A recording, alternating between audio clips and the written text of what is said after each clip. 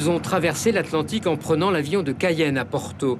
Pour la majorité d'entre eux, c'était une grande première. 5913 km exactement séparent la Guyane du Portugal. Puis, ils ont gagné les terres fertiles du nord du pays.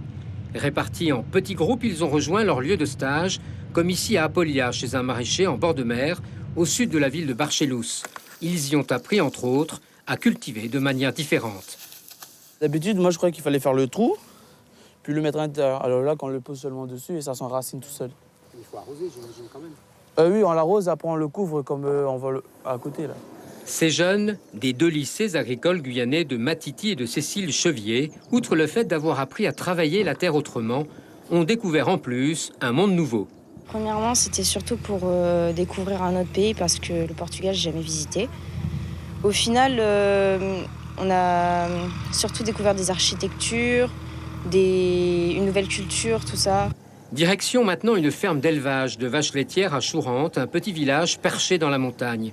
Une expérience qui, pour ces jeunes de seconde, première et terminale, aura bien entendu été chargée de souvenirs en donnant, qui plus est, quelques idées à certains. Je vais voir si je peux m'installer en tant qu'éleveur vaches laitières, parce qu'en Guyane, il n'y en a qu'un seul. Et normalement, ça devrait être rentable. C'est un bénéfice pour moi, ce qui me permettra de rapporter à ma famille ce que j'ai vu, comment ça se passe, comment sont traités les animaux comparé en Guyane et en France. C'est ici à Barcelos, sur le campus agricole, c'est son nom, que les 26 lycéens guyanais ont été logés pendant toute la durée de leur séjour portugais, avec stage le matin et cours l'après-midi. C'est la journée type pour ces stagiaires en échange Erasmus et qui dit cours, dit surtout cours de langue. Alors, petit déjeuner, déjeuner, dîner. Vous savez comment on dit cela en portugais? Comment on dit petit déjeuner en portugais?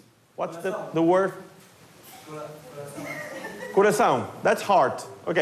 Pour moi, ça a changé beaucoup de choses parce que j'avais pas l'habitude de voyager comme ça, et surtout en groupe.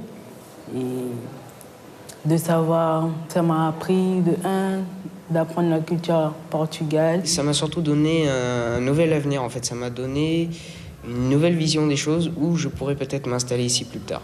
Dans ce programme Erasmus, on l'a dit, il y a donc l'expérience du terrain, les cours de portugais entre autres, mais également des visites, celles de Porto, de Braga, ou encore la montée de São Félix, à l'ouest de Barcelos, d'où l'on domine l'Atlantique, de quoi faire rêver tous ces jeunes Guyanais.